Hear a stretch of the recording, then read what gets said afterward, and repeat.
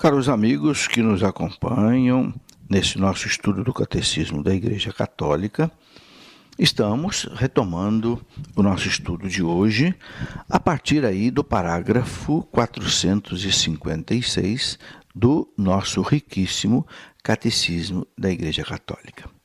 No nosso encontro anterior, nós falamos de Jesus Cristo, Filho único de Deus e Senhor. Rapidamente eu quero recordar o último estudo nosso. Nós falamos do nome de Jesus, que significa Deus que salva.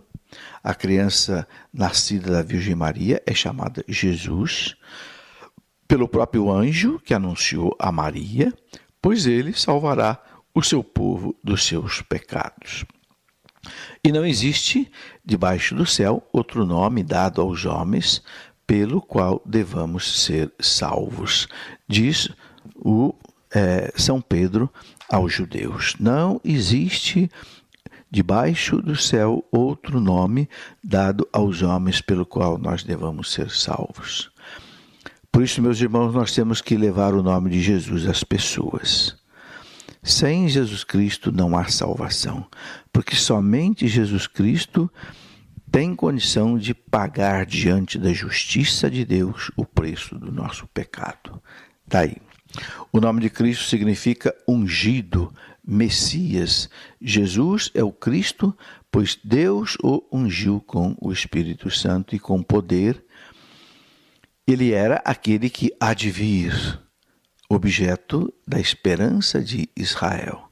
Veio para salvar. Os profetas anunciaram Jesus durante 1000 anos e o povo judeu esperou o Messias. Esse Messias, então, vem em Jesus Cristo. E o nome, Filho de Deus, significa a relação única e eterna de Jesus com Deus, o seu Pai. Ele é o Filho único do Pai e o próprio Deus. Crer que Jesus Cristo é o Filho de Deus é necessário para ser cristão, evidentemente. E o nome do Senhor, e o nome Senhor, designa a soberania divina.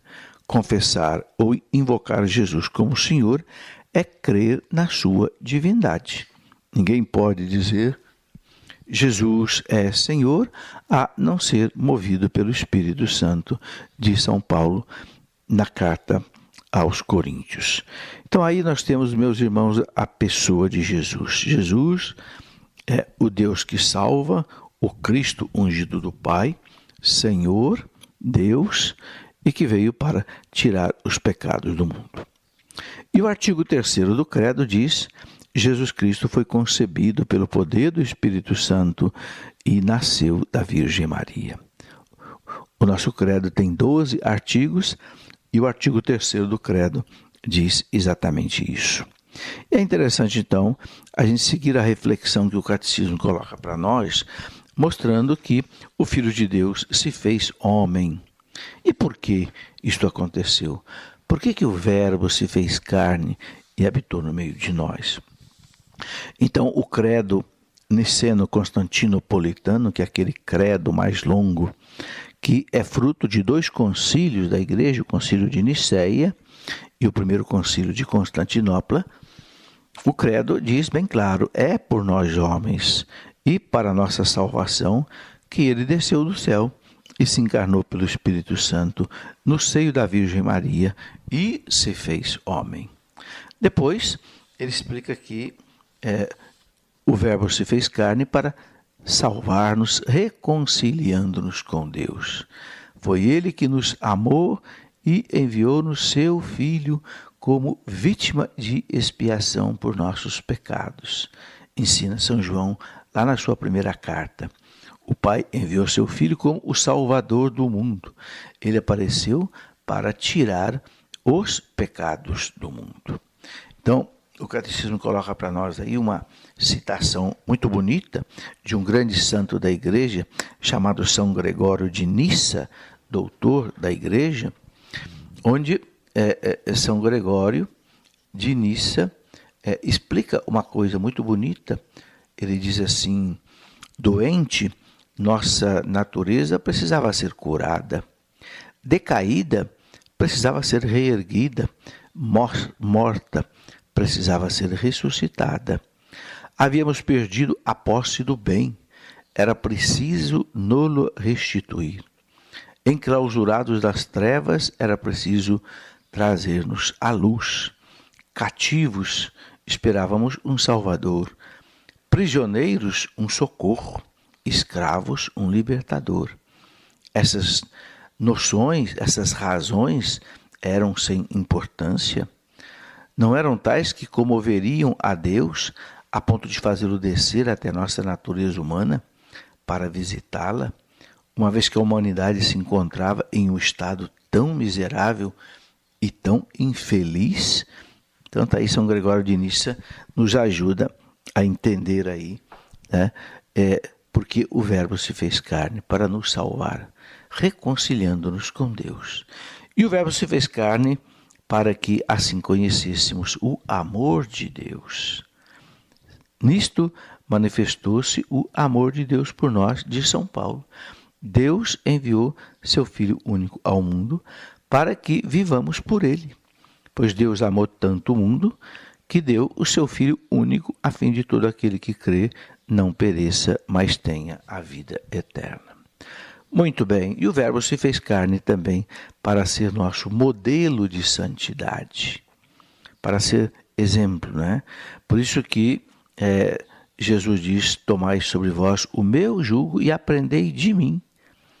Aprendei de mim, porque eu sou o caminho, eu sou a verdade, eu sou a vida. Ninguém vai ao Pai senão por mim. E o Pai, no Monte da Transfiguração, ordena ouvi-o, ouvir Jesus, pois ele é o modelo das bem-aventuranças que é a norma da nova lei, a lei do Espírito, que deve conduzir, reger o povo de Deus. Amai-vos uns aos outros como eu vos amei. Esse amor implica a oferta de si mesmo, né, no seguir Jesus a cada dia. E o Verbo também se fez carne para salvar, tornar-nos participantes da natureza divina, explica São Pedro. Em 2 Pedro 1,4, ele explica isso, pois essa é a razão pela qual o Verbo se fez homem e o Filho de Deus, Filho do homem, para que o homem, entrando em comunhão com o Verbo, não é, recebesse então a filiação divina e se torne filho de Deus. A partir do momento, meus irmãos, que Jesus assumiu a nossa natureza humana, se uniu a cada um de nós, nós passamos a ser irmãos de Jesus, consequentemente filhos adotivos do Pai. Por isso, participamos da vida divina. Não nos tornamos Deus, mas participamos da vida de Deus. E aí, a gente vê aquela citação muito bonita, pois o Filho de Deus se fez homem para nos fazer como Deus. Não que a gente vá se transformar em Deus, mas nos fazer como Deus, o Filho unigênito de Deus, querendo-nos participantes da sua divindade, ele então assumiu a nossa natureza para que aquele que se fez homens, né, nos levasse a participar dessa vida de Deus. Então nós temos aí a encarnação. São João diz bem claro, o Verbo se fez carne e habitou entre nós. E a igreja chama exatamente isso de encarnação. Por isso São Paulo manda que a gente tenha os mesmos sentimentos de Jesus, porque ele tinha condição divina, né? E a carta aos Hebreus diz, por isso, ao entrar no mundo, ele afirmou, não quiseste sacrifício e oferenda, tu, porém, formaste-me um corpo. O holocausto e sacrifício pelo pecado não foram do teu agrado, por isso eu digo, eis-me aqui para fazer a tua vontade. Então, Jesus se apresenta diante do Pai para fazer a vontade de Deus, ou seja, unir a humanidade novamente a Deus que estava separada pelo pecado. O Pai não sacrificou o seu Filho pela sua própria vontade. O Filho se ofereceu para este sacrifício. A fé na encarnação verdadeira do Filho de Deus, meus irmãos, é o sinal distintivo da fé cristã. São João diz, nisto reconhecereis o Espírito de Deus. Todo espírito que confessa que Jesus Cristo veio na carne é filho de Deus. Quem não acredita que o Cristo se encarnou, o Verbo se fez carne, não pode ser cristão. Por isso esta é uma alegre convicção da igreja, desde o seu tempo, que ela canta aí a encarnação do Verbo. Por isso que nós celebramos a grande festa do Natal. Deus se fez homem e Deus é Deus verdadeiro. A igreja ensina isso com todas as letras. Cristo é verdadeiro homem e verdadeiro Deus. Igual a nós em tudo, São Paulo diz, exceto no pecado. A única coisa que Cristo não teve de nós foi o pecado. O resto ele teve. Teve um corpo humano, teve uma alma humana, teve um viver humano, como nós, teve fome, teve sede, teve sono, sofreu dor, morreu como nós e ressuscitou, para que a gente possa também ressuscitar. Né? Então, não podemos negar nada que exista em Jesus como Deus e como homem. Houve várias heresias, algumas delas que negavam que Jesus era Deus, o chamado arianismo. Depois teve outra heresia que negava que Jesus não tinha alma, um apolinarismo de Apolinário, de Laodiceia. Depois houve outra heresia dizendo que Jesus não tinha a natureza humana. Foi preciso que a igreja condenasse isso, chamado monofisismo. Depois uma outra heresia que negava que Jesus não tinha vontade humana, chamado monotelitismo, mas a igreja foi condenando todas essas heresias, desde lá do Concílio de Nicéia, no ano 325, até o ano mais ou menos 800, a igreja foi negando todas essas heresias, como a heresia, por exemplo, de Nestório, que via em Jesus Cristo uma pessoa humana unida a uma pessoa divina, como se houvesse duas pessoas em Jesus. Mas a igreja condena isso lá no Concílio de Éfeso, em 431, né? E confessaram que o Verbo, unindo a si em sua pessoa uma carne, animada por uma alma racional, se tornou homem. Então, não são dois Jesus, um divino e um humano, é um Jesus só, divino, mas que tem uma natureza humana, e por isso ele é filho de Maria. Maria é mãe de Deus, porque recebeu o Filho de Deus. E a igreja coloca isso bem claro nos seus ensinamentos. Na linha dos Santos Padres, ensinamos unanimemente a confessar um só e mesmo Filho, nosso Senhor Jesus Cristo, o mesmo, perfeito em divindade e perfeito em humanidade, o mesmo verdadeiro Deus e verdadeiro homem, composto de uma alma racional e de um corpo consubstancial ao Pai, segundo a divindade, e consubstancial a nós, segundo a humanidade, semelhante a nós em tudo, com exceção do pecado, como diz lá a carta aos Hebreus, gerado do Pai, antes de todos os séculos, segundo a divindade, e nesses últimos dias, para nós e para a nossa salvação, nascido da Virgem Maria. Então, a pessoa de Jesus gerou muito erro na história da igreja, muitas heresias, mas nos concílios a igreja foi debelando esses erros. Então a igreja confessa que Jesus é inseparavelmente verdadeiro Deus e verdadeiro homem. Porque se ele não fosse homem e não fosse Deus verdadeiro, meus irmãos, ele não podia ser o nosso Salvador. Porque o que é a nossa salvação? É a nossa religação com Deus.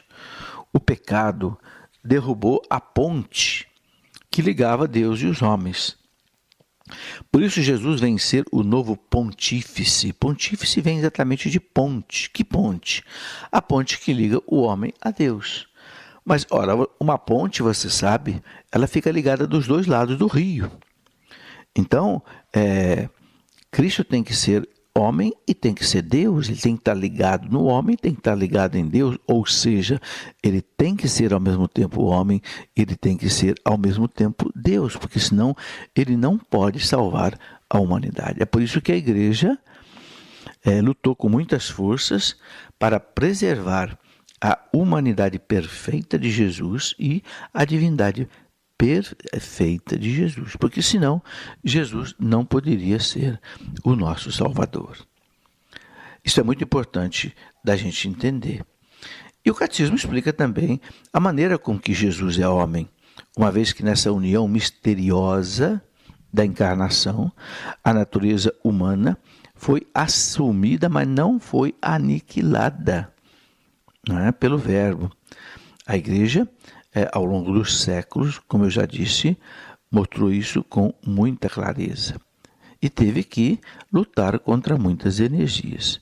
Então, diz para nós com muita clareza os documentos da igreja, mas principalmente a Gaudium et Spes, aquele documento do Concílio Vaticano II, que diz: o Filho de Deus trabalhou com mãos humanas, pensou com inteligência humana, agiu com vontade humana, amou com coração humano. Nascido da Virgem Maria, tornou-se verdadeiramente um de nós, semelhante a nós em tudo, exceto no pecado. Então, Jesus é isso, e a igreja insiste nisso sempre para que não haja erro. Muito bem, meus irmãos, estamos aqui conversando hoje sobre a pessoa de Jesus, porque isso deu muito erro na história da igreja. E alguns quiseram negar a divindade de Jesus, outros quiseram negar a humanidade de Jesus, outros quiseram negar que Jesus tinha uma alma, como eu já falei, daquele tal Apolinário de Laodiceia. E a igreja ensina que Jesus teve uma alma humana como nós, né? Dotada de um verdadeiro conhecimento humano. Então, por isso que Jesus teve que aprender a andar, teve que aprender a falar, teve que aprender tudo como nós, enquanto homem. Embora como Deus, ele não precisasse de nada disso. Por isso que a gente vê lá em Lucas 2,52, né, o evangelho dizer que ele crescia em sabedoria, estatura e graça. Quer dizer, crescia como um ser humano normal, né? Na condição humana normal, nada diferente de nós. Mas, ao mesmo tempo, esse conhecimento verdadeiramente humano do Filho de Deus exprimia a vida divina de sua pessoa. É interessante a gente ver que Jesus, lá com 12 anos de idade, já tinha noção que ele tinha uma missão do Pai a cumprir, quando lá no Templo de Jerusalém ele é encontrado. Jesus tem também uma vontade humana. Quiseram negar que Jesus tinha uma vontade humana. Foi uma heresia lá que o Sexto Concílio de Constantinopla precisou debelar, porque alguém começou a dizer que Jesus não tinha uma vontade humana. Mas o Concílio de Constantinopla VI deixou bem claro: Jesus tem uma vontade humana. Por exemplo, na hora da paixão, a vontade humana de Jesus era fugir da cruz. Pai, se é possível, afasta de mim esse cálice, mas não faça a minha vontade, senão a tua. Então a igreja ensina que a vontade humana de Jesus existe, mas a vontade humana de Jesus sempre foi submissa à vontade divina. Não faça a minha vontade, senão a tua vontade. Isto é muito bonito, isso é um ensinamento para nós. Nós temos uma vontade humana, mas nós sabemos que existe também a vontade de Deus. Então, nós precisamos sempre fazer o esforço para fazer a vontade de Deus. E é isso que significa a nossa santificação. Muitas vezes somos tentados a fazer a nossa vontade, que muitas vezes não é a vontade de Deus e muitas vezes é até algo pecaminoso. Então, quem ama a Deus faz a vontade de Deus, não faz a sua própria vontade. Então, o ensinamento de Jesus mostra isso para nós. Lá, na hora da sua morte, ele dizia: não faça a minha vontade, Pai, senão a tua. Então, meus irmãos, concluindo o que a igreja nos ensina, no tempo determinado por Deus, o Filho único de Deus, a palavra eterna, isto é, o Verbo, a imagem substancial do Pai, se encarnou no seio da Virgem Maria sem perder a natureza divina, assumiu a natureza humana. Jesus Cristo é verdadeiro Deus, verdadeiro homem, na unidade da sua pessoa divina, por isso ele é o único mediador, o pontífice entre Deus e os homens. Jesus possui duas naturezas, a natureza divina e a natureza humana. Elas não se confundem, mas estão unidas na única pessoa do Filho de Deus. Sendo verdadeiro Deus e sendo verdadeiro homem, Cristo tem então uma inteligência, uma vontade humana, perfeitamente concordantes e submetidas à sua inteligência, à sua vontade divina, que tem em comum com o Pai e o Espírito Santo.